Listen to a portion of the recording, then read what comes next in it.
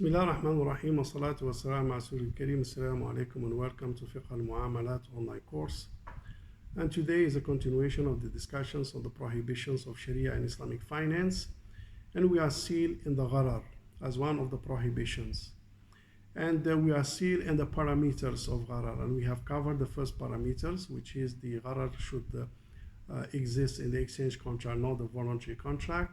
And we have covered also the second parameters, whereby we are talking about the excessive Gharar. Hence, Sharia tolerates the medium and lower Gharar. And today is discussions on the third parameter. And the third parameter is basically talking that the Jahala or the Gharar should be related to the primary object of the contract. So if it is related to the primary objects of the contract, so basically it will be impact the validity of the contract, not otherwise. And here there is a legal maxims basically that govern this, that says يغتفر في التابع ما لا يغتفر في المتبوع, which means there is a follower and there is a followed. So the Sharia says that forgiveness and tolerance will be granted to the followers, and forgiveness and tolerance cannot be granted to the followed.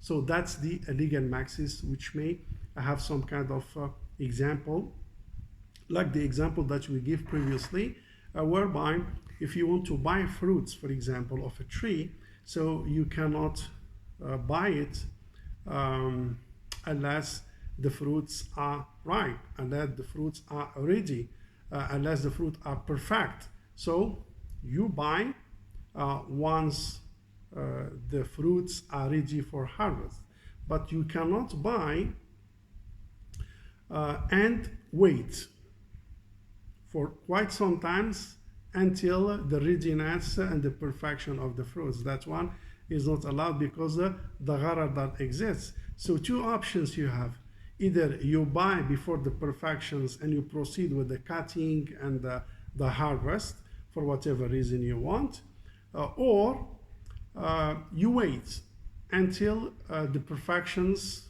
are very clear to the perfections and the readiness of the fruits, then you buy and proceed with the harvest. But which is not allowed is that to buy before the readiness of the fruits and wait sometimes until they are ready and proceed with the harvest. That one is not allowed because you may be exposed to very high risk, and that one is a Gharar.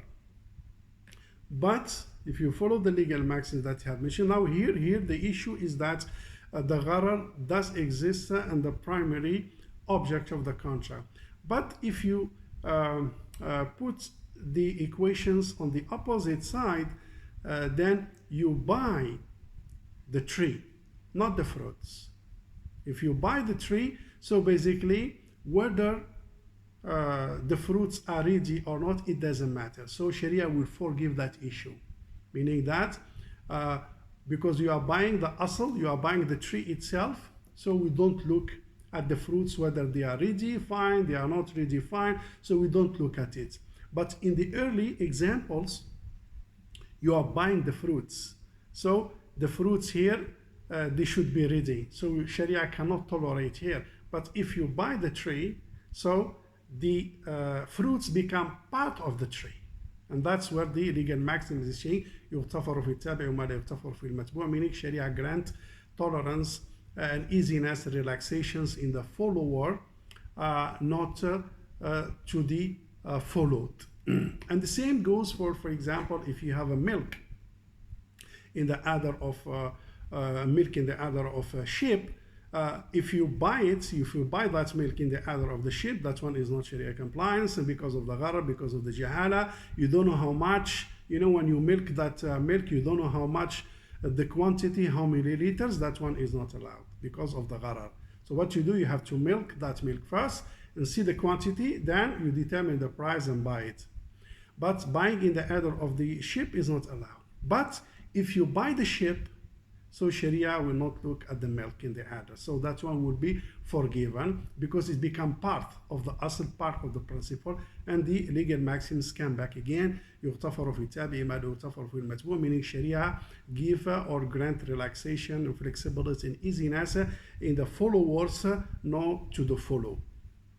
And here, when you look at the gharar here, you have to determine what is the gharar, whether the gharar exists in the asl or in the fara, in the original or in the principle or in the branch. And based on that, basically, you may determine your course of actions and determine the status of the Sharia contract. Same if I give the example of debt. You know, selling debt at par is agreed by the Sharia scholars, but selling the debt with discount is debated, as you know, in Sharia, and there are different views among the Sharia scholars. And the stand of the International Fiqh Academy and IOFI basically is not allowed to sell debt through discount unless it is done via other mode of means, such as, for example, commodity murabaha. Others, like for example, Security Commission of Malaysia, allowed it, the discount, and there are debates and of course the different evidences. This is not basically the time to discuss that. But the example given is that if you sell debt with discount, it is disputed, right? But if you sell the corporation, if you sell the company along with the debt with discount, that one is not an issue. So meaning Sharia will not look at the debt. Here, the debt, even it is discounted, will be forgiven. So that's the example. If you look at the debt itself and you sell it by discount, the issue and the debates will be on the table.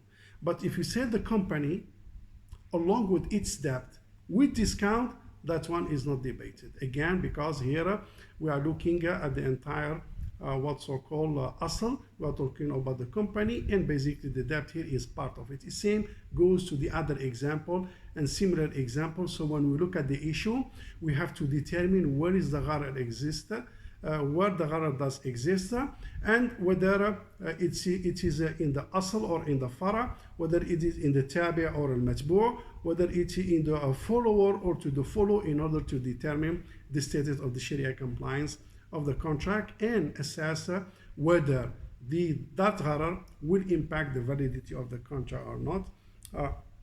We'll stop here and see you inshallah in the last parameters of the gharar in the coming session. Bi-idhnillah. Wassalamu alaikum wa rahmatullahi ta'ala wa barakatuh.